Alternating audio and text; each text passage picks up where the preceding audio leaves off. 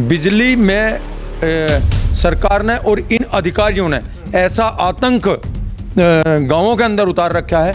10, 20, 50, 100 जगह छापे मारते हैं, उन पर 10-20 पैसे पैसे ले लेते हैं कि अपने बच्चों की फीस दे सके, अपना इलाज करा सके, अपने बच्चों की शादी कर सके। ऐसा कोई फसल उसके पास नहीं है गन्ने के अलावा। और गन्ने का पेमेंट सरकार दे नहीं रही, मिल दे नहीं रहे, सरकार दिवा नहीं रही, तो वो कहाँ से बिजली का बिल दे देगा। इस देश में और इस प्रदेश में पहली दफ़ा ऐसा हुआ है कि मिलिट्री की भर्ती के लिए नौजवानों को सड़क पर उतरना पड़ा है। सरकार अपनी मर्जी से चल रही है, लेकिन विधानसभा है, ये लोकतंत्र है, वहाँ हमें सरकार को घेरना है, क्योंकि सरकार बचना चाहती है महंगाई से, सरकार बचना चाहती है बेरोजगारी से, सरकार बचना चाहती है किसानों के मुद्दे से, सरकार बचना चाहती है आवारा पशुओं से। कहीं अजान की बात होगी, कहीं नमाज की बात होगी, कहीं लाउडी स्पीकर की बात होगी, कहीं ज्ञानवापी मस्जिद आ जाएगी, कहीं अब मथुरा का मुद्दा आ गया। क्या इलेक्शन जब थे, जब क्यों नहीं थे ये मुद्दे। 900 करोड़ रुपए का किसानों का पेमेंट मिलों पर बकाया है। नमस्कार, स्वागत है आपका न्यूज 80 पर। मैं हूं आपके साथ राहुल राणा। और 23 तारीख से विधानसभा सत्र की शुरुआत होने जा रही है और पश्चिम उत्तर प्रदेश जो लगातार विकास को अछूता रहा, विकास की हमेशा इंतजार करता रहा, आज लगता है जैसे पश्चिम उत्तर प्रदेश को एक इंतजार था कि नए सत्र की जब शुरुआत होगी, क्योंकि विधानसभा चुनाव के बाद 23 तारीख को यह पहला विधानसभा सत्र होगा जिसमें क्षेत्र के मुद्दे उठाए जाएंगे। और पश्चिम उत्तर प्रदेश में आरएलडी से पहली बार 8 विधायक चुनकर विधानसभा के इस सत्र में शामिल हो गए। और क्या यहां के जो पश्चिम उत्तर प्रदेश के मुद्दों को लेकर आरएलडी लगातार जो है वो सत्ताधारी पार्टी पर निशाना साधती रही, क्या इस बार उनकी तैयारी है? और 23 तारीख में आखिर क्या इस बार आरएलडी के विधायक ऐसे कौन से मुद्दे हैं जिनको वो विधानसभा में उठाने जा रहे हैं, और क्षेत्र के लोगों को जो उनसे उम्मीदें थी उन पर आखिर क्या कुछ होने जा रहा है, क्या मुद्दे उठाए जाएंगे और उन मुद्दों पर आखिर कितना अमल होगा, ये सब तमाम मुद्दों पर बातचीत करने के लिए मेरे साथ इस समय मौजूद है आरएलडी से विधायक है प्रसन्न चौधरी जी, शामली से विधायक है। और सबसे पहले सवाल मेरा आपसे यही कि 23 तारीख में विधानसभा का सत्र शुरू हो रहा है, आपकी तैयारी कैसी है? पहले तो बहुत बहुत आपके चैनल का धन्यवाद और आपके चैनल के माध्यम से सभी दर्शकों को मेरी नमस्ते। 23 तारीख से विधानसभा का सत्र, बजट सत्र चालू हो रहा है। तैयारियां हमारी 8 विधायकों की है। वैसे मेरे से ज़्यादा अनुभवी लोग भी हमारी पार्टी में हैं, परंतु इस टाइम सरकार के खिलाफ बहुत गुस्सा है लोगों के अंदर, क्योंकि जो उपेक्षाएं सरकार से लोगों की थी वो उन पर कार्य नहीं कर रही, बल्कि दूसरे क्षेत्र में यानी कि दूसरी बातों को आगे अड़ाकर जो मेन चीज़ है उनसे पर्दा डालने की कोशिश सरकार कर रही है। हम उन मुद्दों को उठाएंगे और उस पर्दे से बेनकाब सरकार को करेंगे। जैसे हमारे यहाँ किसानों का मुद्दा है, आज लगभग 900 करोड़ रुपए का किसानों का पेमेंट मिलों पर बकाया है और सरकार इसके बारे में कुछ भी कहने को तैयार नहीं है। जबकि एक अध्यादेश है और सुप्रीम कोर्ट का ऑर्डर भी है कि किसानों का पेमेंट 14 दिन में होना चाहिए। यदि 14 दिन में किसानों का पेमेंट नहीं होता तो उस पर ब्याज मिलना चाहिए। तो ये नाइंसाफी किसानों के साथ हो रही है। हम इस मुद्दे को पूरे जोर शोर से बजट सत्र में उठाएंगे। किसानों का पेमेंट क्यों नहीं हो रहा और किसानों को यदि पेमेंट नहीं हो रहा तो उस पर ब्याज क्यों नहीं मिल रहा, सरकार को जवाब देना पड़ेगा। 14 दिनों में गन्ना भुगतान आपने बताया किसानों के दूसरे मुद्दे, अब आवारा पशुओं का भी मुद्दा था, बिजली की भी बात थी, उन सब मुद्दों पर जो है इस बार चर्चा होगी। बिल्कुल हम कोशिश करेंगे। वैसे बजट सत्र है, मुझे ज़्यादा अनुभव विधानसभा का नहीं है, लेकिन यहाँ जो ज्वलंत मुद्दे हैं वो 3 ही ज्वलंत मुद्दे हैं, चौथा मुद्दा भी ज्वलंत है, पर 3 बहुत मेन मुद्दे हैं। एक तो किसान का मुद्दा है, पेमेंट नहीं मिल रहा, लगभग 900 करोड़ रुपए का पेमेंट उधार है मिलों पर। इशू है ये बहुत बड़ा। दूसरा, आवारा पशुओं का भी यहाँ इशू है।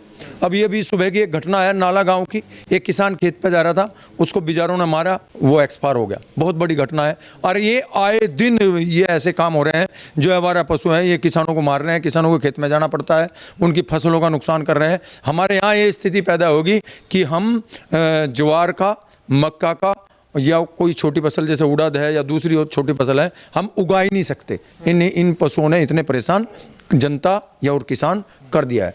तीसरा मुद्दा यहाँ बिजली का है।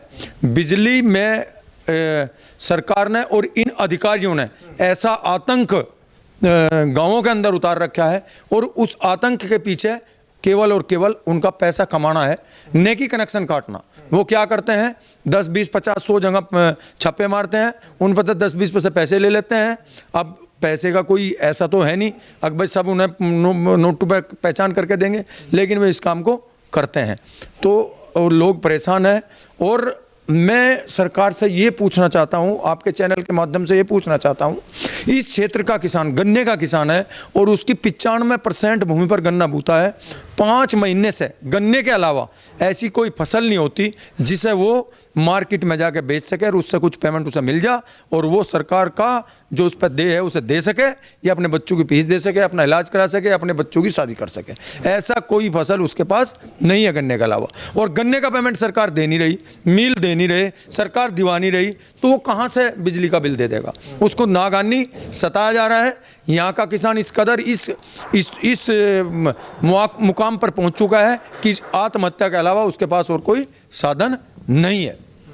आपका इंटरव्यू सुन रहे थे हम, अभी आपका बयान आया था कि आपने डीएम साहब को भी ज्ञापन दिया गन्ना भुगतान को लेकर। आंदोलन की बात आप लोग कर रहे थे कि हम जो है अगर 2 से 5 दिन 7 दिन आपने वक्त दिया था कि इस समय में नहीं होता तो हम आंदोलन करेंगे। क्या वो देख सकते हैं कि 23 तारीख से पहले आप लोग उस आंदोलन की ओर बढ़ेगी आरएलडी? नहीं, देखो ऐसा है, मैं तो 1 महीने से लग रहा हूँ। जब से पेमेंट बढ़ता जा रहा है हम तब से ही लग रहे हैं। मैं एक दिन थाना भवन मिल में गया था, वहाँ जाकर उनको भी कह के आया था मैं पेमेंट देना चाहिए आप लोगों को। उस दिन भी मैंने एक वीडियो भी वायरल करी थी। सरकार उसे सुने, लोग उसे सुने, अधिकारी उसे सुने, कम से कम उन पर कुछ फ़र्क पड़े। अब हमने लगभग 8 दिन पहले माननीय मंत्री जी को एक लेटर लिखा, उसमें सारी बातें हमने इंक्लूड करी। कल हमने डीएम को, जो यहाँ की प्रशासनिक अधिकारी है, सबसे बड़ी अधिकारी है, तो उसे ये ज्ञापन दिया और उसमें 3 मुद्दे प्राथमिकता पर लिखे। गन्ने का भी लिखा, बिजली का भी लिखा, आवारा पशु का भी लिखा, और एक मुद्दा गौण है जो हम उसमें लिख नहीं पाए, वो भी ज़रूरी था, क्योंकि इस देश में और इस प्रदेश में पहली दफ़ा ऐसा हुआ है कि मिलिट्री की भर्ती के लिए नौजवानों को सड़क पर उतरना पड़ा है। एक एयरफोर्स है जहां 1 साल में कम से कम 2 बार 3 बार इंटरव्यू होते थे, रिटन होता था, और लड़के हज़ारों की संख्या में लड़के लगते थे। आज 2 साल से वहाँ कोई वैकेंसी नहीं निकली, मिलिट्री में कोई वैकेंसी नहीं निकली, बिजली विभाग में कोई वैकेंसी नहीं निकली, रेलवे विभाग में कोई वैकेंसी नहीं निकली। ये नौजवान कहाँ जाएंगे? ये भी ज्वलंत मुद्दा है इस क्षेत्र का।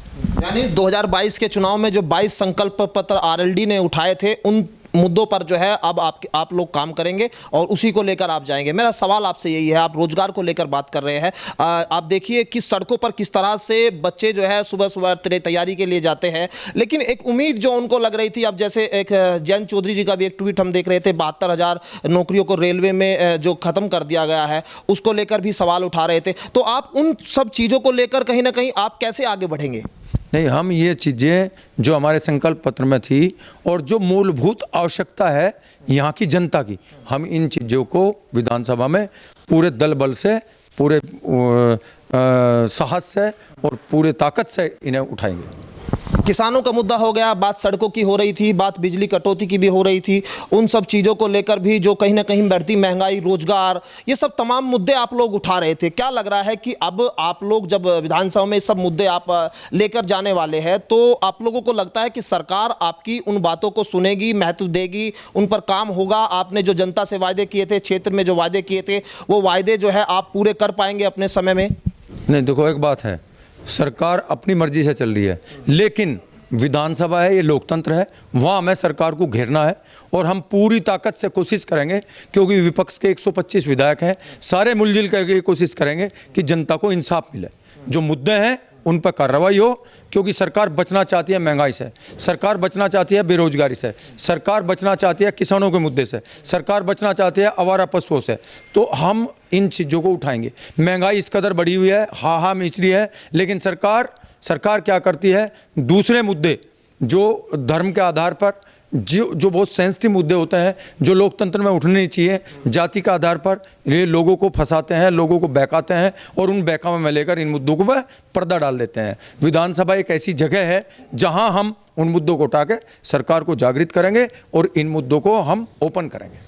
यानी मैं अगर इशारा करूं, जो आजकल मुद्दे चल रहे हैं ज्ञान व्यापी, ताजमहल पर लेकर जो बयान ताजमहल हमारा है, तो ये सब चीज़ें मुद्दे आप मानते हैं कि कहीं ना कहीं उन मूलभूत सुविधाओं को, जो रोजगार की बात कर रहे हैं, जो महंगाई की बात कर रहे हैं, उनको दबाने की प्रयास आप मान रहे हैं इनको? बिल्कुल, एकदम सरकार का यही बात है। जब से महंगाई बढ़ रही है तब से ही सरकार ने कहीं अजान की बात होगी, कहीं नमाज की बात होगी, कहीं लाउड स्पीकर की बात होगी, कहीं ज्ञानवापी मस्जिद आ जाएगी, कहीं अब मथुरा का मुद्दा आ गया।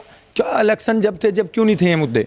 जब सरकार नहीं मुद्दे उठा रही थी। लेकिन अब महंगाई बढ़ रही है, महंगाई के साथ साथ पता है सरकार को अगर हल्ला होगा तो इसे दबाने के लिए, इसे छुपाने के लिए इन मुद्दों को आगे किया जा रहा है। चलिए, बहुत शुक्रिया आपका तमाम बातचीत करने के लिए। आरएलडी के विधायक प्रसन्न चौधरी जी शामली से हमारे साथ इस वक्त थे और उनका यही कहना है कि 23 तारीख में विधानसभा सत्र में वो तमाम उन मुद्दों को उठाएंगे जो 2022 के 22 संकल्प पत्र में आरएलडी ने अपने घोषणा पत्र के दौरान जनता से जो वायदे किए थे। यानी साफ तौर पर जिन मुद्दों को आज उठाया जा रहा है, जो टीवी चैनल की डिबेट में दिखाई दे रहे हैं, जो आपको धर्म के नाम पर बरगलाया जा रहा है, उन मुद्दों से सरकार को वापस लौटना होगा और रोजगार के मुद्दे पर और किसानों के इन तमाम मुद्दों पर सरकार को जवाब देना होगा। इसके लिए आरएलडी ने अपनी तैयारी अभी से पूरी कर ली है। मेरे सहयोगी वीरेश के साथ मैं राहुल राणा, न्यूज 80 शामली।